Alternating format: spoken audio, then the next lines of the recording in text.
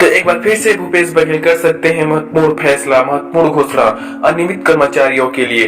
तो आप सभी का स्वागत है, जय जोहार, नमस्कार दोस्तों, आप सभी का स्वागत है हमारे इस YouTube चैनल न्यू अपडेट में। तो चलते हैं खबर की ओर। शीघ्र ही कर्मचारियों के लिए महत्वपूर्ण घोषणा करने वाले हैं माननीय भूपेश बघेल।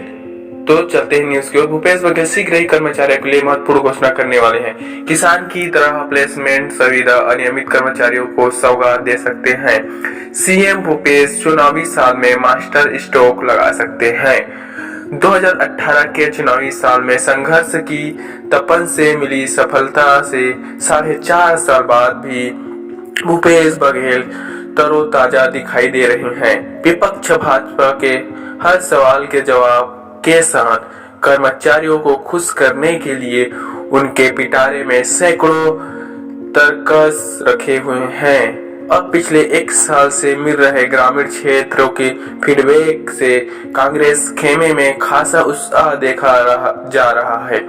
राजनीतिक जानकारों की माने तो भूपेश है तो भरोसा है को कायम रखने के लिए सीएम कर्मचारियों के लिए कोई बड़ा फैसला लेकर कर्मचारियों का भरोसा जीत सकते हैं। जी हां, भूपेश बघेल ने इस बार अंतिम बजट पेश किए। चूंकि यह बजट चुनावी साल का बजट है तो स्वाभाविक है लोगों को फायदा ही फायदा होगा।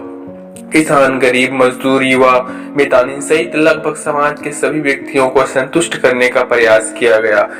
एक हिसाब से मुख्यमंत्री ने छत्तीसगढ़ियों के लिए पिटारा खोल दिया है।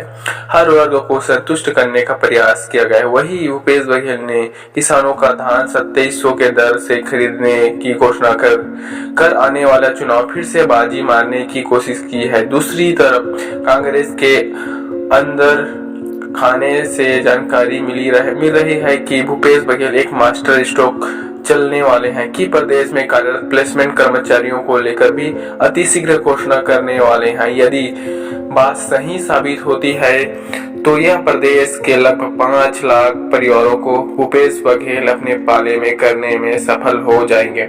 घोषणा के मुताबिक प्लेसमेंट कर्मचारियों को जिनकी सेवाएं 3 से 5 साल के बीच हो चुकी है उनको नियमितकरण का फायदा मिल सकता है और जिनकी सर्विस कम है वे उक्त अवधि पूर्ण करने के उपरांत इस हेतु पात्र हो जाएंगे। वैसे भी भूपेश बघेल ने राज्य के युवाओं को होली के पहले मुख्यमंत्री ने बड़ा सौगात दे चुके हैं। राज्य के 12वीं पास युवाओं को जिनकी वार्षिक आय 2.5 लाख रुपए तक होगी उनको हर महीने 2500 रुपए का बेरोजगारी भत्ता दिए जाने की घोषणा भी इस बजट में उन्होंने की है, जिससे राज्य के युवाओं में काफी खुशी देखी जा रही है। लेकिन पिछले चुनावी घोषणा पत्र के समय एक हाथ में गंगा जल और एक हाथ में चुनावी मैनिफेस्टो लेकर उन्होंने कहा था कि हम 10 दिन के अंदर कर्मचारियों का नियमितीकरण करेंगे। उसके बाद उन्होंने कहा था कि पहला साल का किसान होगा, दूसरा साल कर्मचारियों का होगा, मगर ऐसा नहीं हुआ। लेकिन अब ऐसा माना जा रहा है कि अनियमित कर्मचारियों के हाथ प्लेसमेंट कर्मचारियों को भी इसका फायदा मिलने की उम्मीद है। कभी भी भूपेश बघेल उसकी घोषणा कर सकते हैं। नियमितकरण पर मुख्यमंत्री भूपेश बघेल ने विधानसभा में जानकारी दी कि सामान्य प्रशासन विभाग के आदेश 2019 में ही प्रमुख सचिव वाणिज्य और उद्योग और सार्वजनिक उपक्रम विभाग की अध्यक्षता में समिति गठित की गई है। इस समिति की पहली बैठक 2020 में हुई थी।